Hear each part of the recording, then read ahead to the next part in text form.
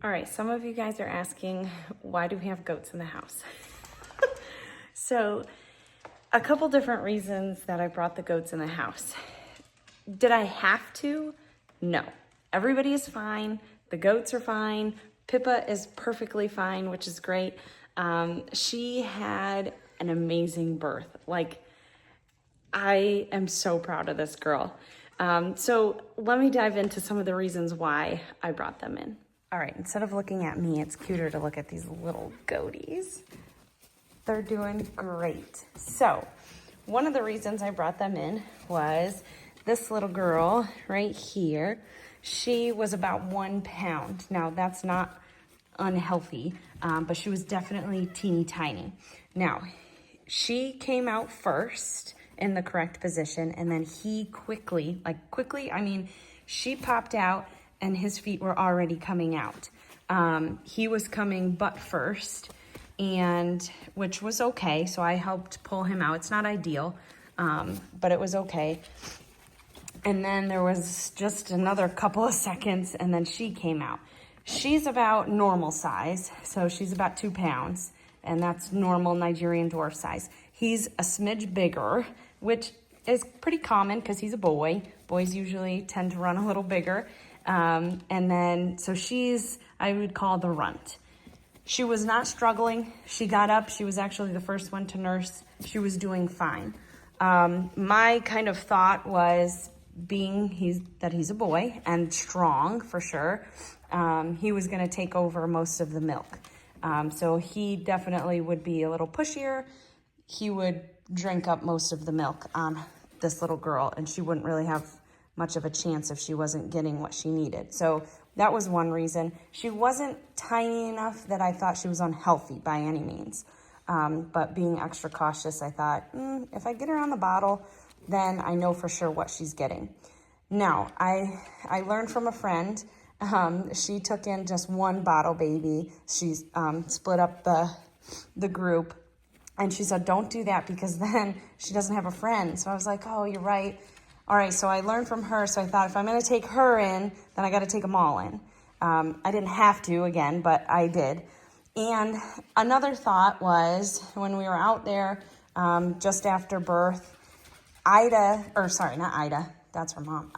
Pippa, the mom to these 3, Pippa was doing a great job licking them all off. But guys, she literally had them in 10 minutes. Like, no lie. It was crazy. Usually there's time in between, but there wasn't. It just one came, the next came, and the next came, and it was so fast.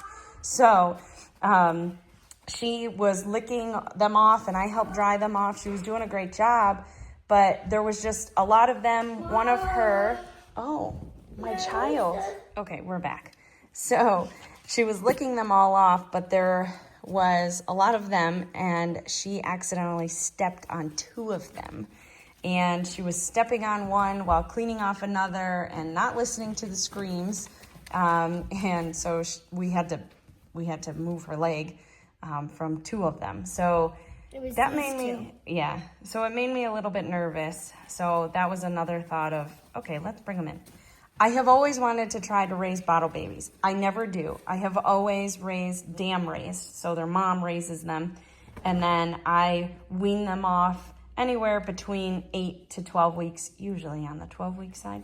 And then once the kids are off the mom, then I start milking the mom and keeping all the milk. A lot of breeders, they bottle raise. It really makes the kids super duper friendly. As you can see. Yes, exactly. They're super friendly. And this is really important actually, because the friendlier they are, the easier they are for us humans to take care of them. So when they need vaccines, they need, if something like what happened with Caroline, if something like that happens, Caroline fully trusts me, and I'm her mom, and she let me do all of the care myself. I hardly had to have anybody hold her to give her vaccines, and she was fine. She lets me kind of poke and prod at her to diagnose what is going on. Whereas I have had a few goats, I still have 1 goat that's very shy. She was dam raised. We do our best to try to interact with them, but we're still not mom.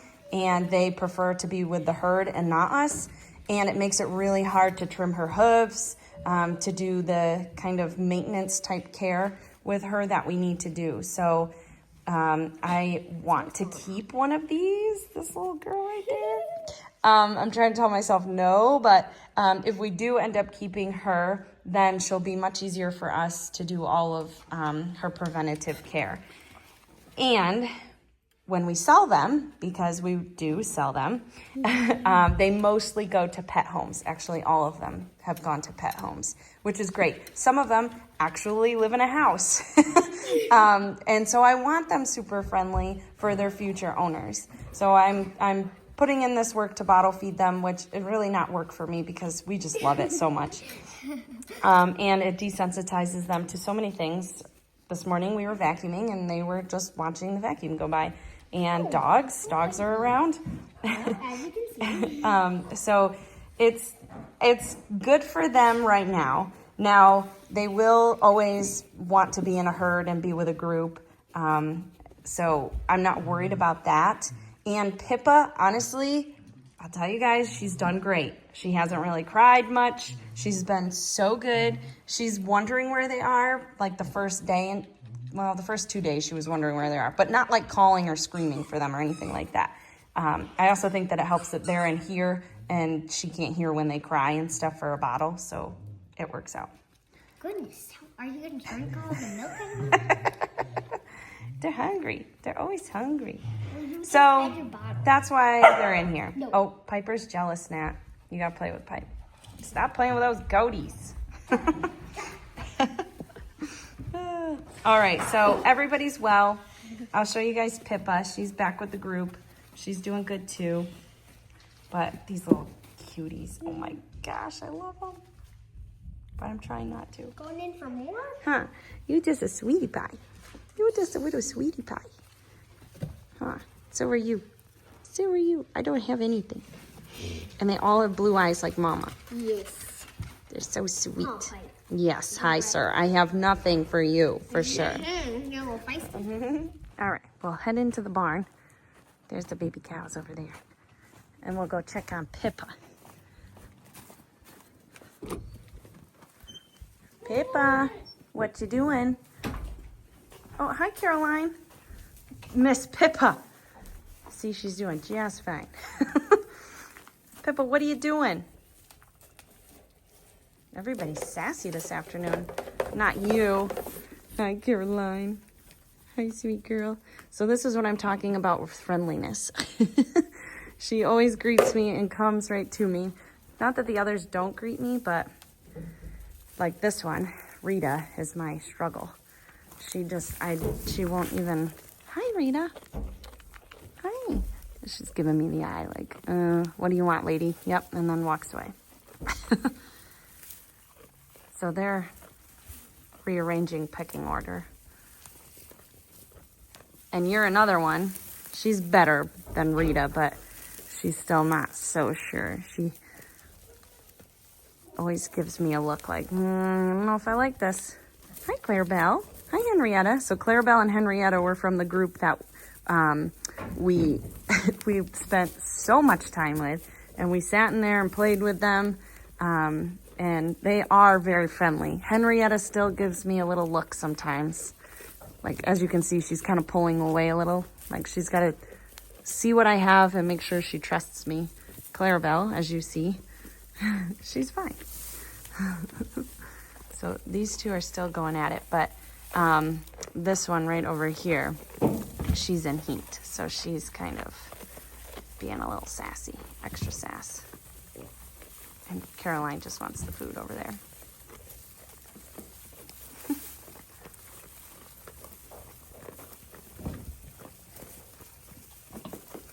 Goats will be goats, I guess.